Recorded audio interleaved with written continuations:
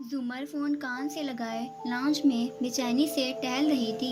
اس کی آنکھوں میں شدید اضطراب رقم تھا۔ دوسری جانب گھنٹی جا رہی تھی۔ دفعتاً وہ رکی۔ جی میں زمر بات کر رہی ہوں۔ جی بالکل، میں نے طلبہ کی فہرست معلوم کرنے کے لیے کال کی تھی جو اسکالرشپ کے لیے نامزد ہوئے ہیں۔ ایک گھنگریالی لٹ انگلی پہ لپیٹتی بظاہر نارمل انداز میں کہہ رہی تھی۔ آپ مجھے وہ 5 نام پڑھ کر سنا سکتے ہیں؟ جی ہوں۔ وہ لب آپس میں پیوست کیے ٹہلتی ہوئی سنتی گئی۔ چہرے پہ تناؤ بڑھ گیا۔ 1 2 5 کیا یہی نام ہے؟ آر یو شور؟ آہستہ آہستہ آنکھوں میں امید کی جوت بجھ گئی۔ اوکے، مگر کیا آپ کاؤنٹر چیک کر سکتے ہیں؟ اس فہرست میں واقعی کسی سعد یوسف کا نام نہیں ہے؟ ایک آخری امید جس پہ سب کی دنیا قائم ہے، مگر جواب سن کر ساری دنیا ڈوبتی گئی۔ اوکے، اسے اپنی آواز مدھم سی سنائی دی۔ آہستہ سے فون رکھا اور صوفے بیٹھ گئی۔ کمرے سے فرحانہ کے دروازے کھولنے کی آواز آئی۔ لحاف کا بنڈل اٹھائے وہ اسٹور روم کی طرف جا رہی تھی۔ اسے زرد شل سا بیٹھے دیکھ کر رکی۔ کیا ہوا؟ وہ چونکی، پھر پھیکا سا مسکرائی۔ کچھ نہیں ہوا، اور یہی تو صدمہ تھا کہ کچھ نہیں ہوا۔ آج کمپیوٹر چیئر خالی تھی کیونکہ حنین صوفے پہ بیٹھی تھی۔ گود میں پلیٹ تھی اور وہ ابھی تک کھا رہی تھی۔ ان کی 1 ڈش پارٹی ہو چکی تھی۔ زمر بڑے صوفے پہ بیٹھی ٹیشو سے نفاست سے لب تھپتھپا رہی تھی۔ سعدی امی کے ساتھ برتن اٹھوا رہا تھا۔ سیم باقی ماندہ پیپسی پی رہا تھا۔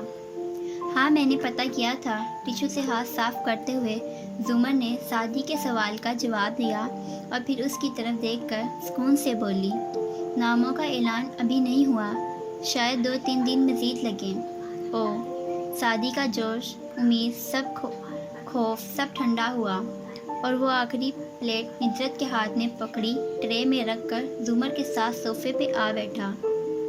گھٹنوں پہ کوہنیاں رکھے آگے کو جھک کر بیٹھے وہ مایوس لگ رہا تھا۔ سعدی، تمہیں اسکالرشپ مل جائے گا۔ بعض دفعہ لوگ میرٹ پہ اسکالرشپ نہیں بانٹتے بلکہ ناانصافی کر جاتے ہیں۔ اس کے باوجود تمہارے ساتھ ناانصافی نہیں ہوگی۔ اس نے سعدی کے کندھے کو تھپکا۔ وہ کہہ کر مسکرا دیا، مگر وہ بد دل زیادہ تھا۔ تبھی جب گھنٹی بجی تو اس نے کہا، سیم موٹے آلو، جاؤ جا کر دروازہ کھولو، کبھی کوئی کام بھی کر لیا کرو۔ سیم نے فوراً تعمیل کی۔ جب وہ واپس آیا تو اس کے پیچھے فارس تھا۔ چوکھٹ پہ وہ ذرا دیر کو جھجکا۔ زمر بھی اسے دیکھ کر ذرا زیادہ سیدھی ہوئی۔ سوری، میں غلط وقت پہ آ گیا۔ وہ جو چیزیں کہیں تھی آپا سے وہی لینے آیا تھا، اور وہ بالکل بھی نادم نہیں نظر آ رہا تھا۔ اٹس اوکے ماموں، آئیے، ہم بس پارٹی ختم کر چکے تھے۔ سعدی اٹھ کھڑا ہوا۔ میں بھی بس نکلنے والی تھی۔ اور آپ ٹھیک ہیں؟ زمر اپنی چیزیں سمیٹتے ہوئے اسے دیکھ کر ذرا سا تکلفاً مسکرائی۔ فارس نے قدرے تعجب سے اسے دیکھا اور میز کی حالت کو۔ پارٹی واقعی ختم ہو چکی تھی۔ صبح آپا نے تو کہا تھا کہ زمر اور بچوں نے شام کو پارٹی کرنی ہے۔ میں لیٹ ہو گیا یا ان کے 6 جلدی بج گئے؟ اس نے سوچا، پھر سر جھٹکا۔ اسے کیا، وہ تو اپنی چیزیں اٹھانے آیا تھا۔ ہاں ٹھیک ہے، اسے کل صبح لینی تھی وہ چیزیں، لیکن اگر جلدی آ گیا تو کیا ہوا؟ ہاں یا ایم فائن۔ اس نے کندھے اچکائے، پھر کچن کی طرف رخ کر کے آواز دی، آپا میرا بیگ دے دیں تو میں جاؤں۔ او تم ابھی آ گئے، میں سمجھی کل آؤ گے۔ ندرت ہاتھ صاف کرتی حیرت سے ادھر آئی۔ اچھا بیٹھو، میں لاتی ہوں۔ زمر نے اپنی چیزیں سمیٹ لی تھیں، صرف کار کی چابیاں ہاتھ میں پکڑ رہی تھی۔ اب اسے اٹھنا تھا، مگر حنین سامنے بیٹھی بہت ہی دل جمی سے پنجر سے بوٹی الگ کرتی کھا رہی تھی۔ زمر نے اسے دیکھا تو وہ ادھر ہی دیکھ رہی تھی۔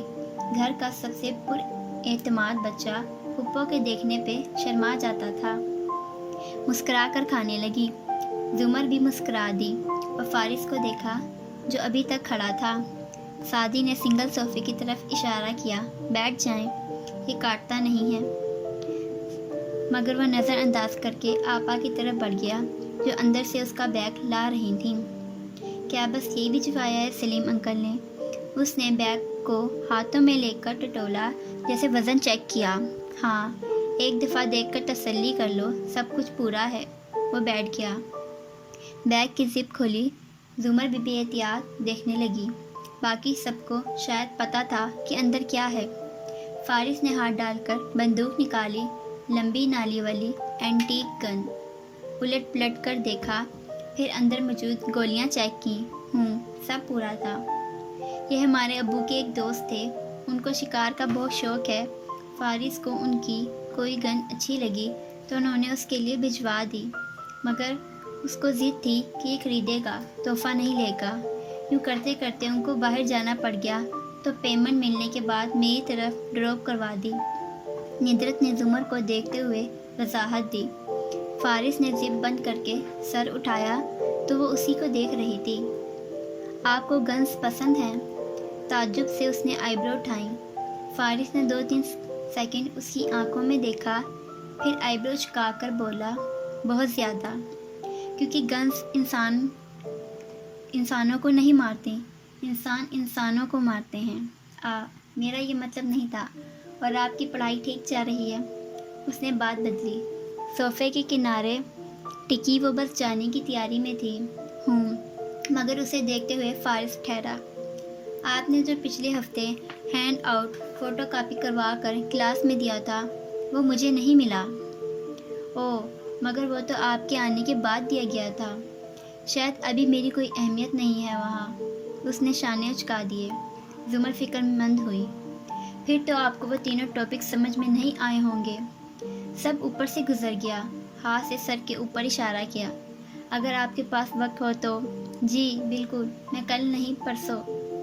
ٹھوڈی پہ انگلی رکھے اس نے سوچا۔ ہاں پرسوں آپ میرے پاس آئیے گا کلاس سے پہلے۔ میں تب تک آپ کے لیے وہ نوٹس دوبارہ کاپی کروا دوں گی۔ شور، تھینکس۔ اس نے بس اتنا کہا۔ حنین اب ہاتھ دھونے کچن میں جا چکی تھی۔ زمر جانے کے لیے اٹھ گئی، مگر اٹھنے سے پہلے اس نے چابیاں کشن کے پیچھے رکھیں اور ان کو دیکھے بنا کھڑی ہوئی۔ فارس نے بیگ کندھے پہ ڈالتے ہوئے کن اکھیوں سے یہ دیکھا تھا، اسے چھوڑنے باہر گیا۔ حنین واپس آئی تو وہ جا چکی تھی۔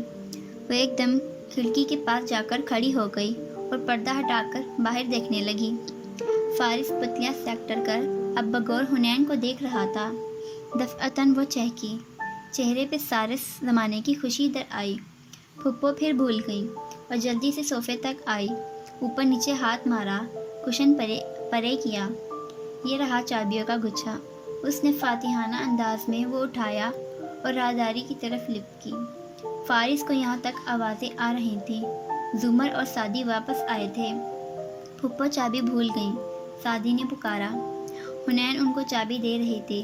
زمر کچھ کہہ رہی تھی، ہر دفعہ کا معمول۔ سعدی ہر دفعہ حیران ہوتا، پھر کبھی ہنس دیتا۔ اب بھی ہنس دیا۔ وہ چلی گئی اور گھر خاموش ہو گیا۔ حالانکہ وہ تو اتنا بولتی بھی نہیں تھی، خاموشی ساتھ لاتی تھی، خاموشی چھوڑ جاتی تھی۔ حنین واپس آئی تو اس کا چہرہ گلنار ہو رہا تھا۔ بڑی فرصت سے اس نے پلیٹ اٹھائی اور کچن میں چلی گئی۔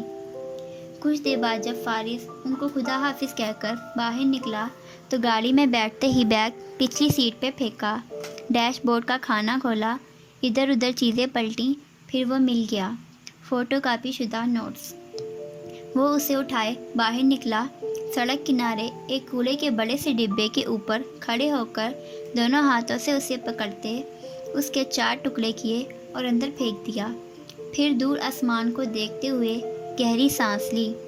اب منہ سے نکل جائے، کچھ تو بندہ کیا کرے۔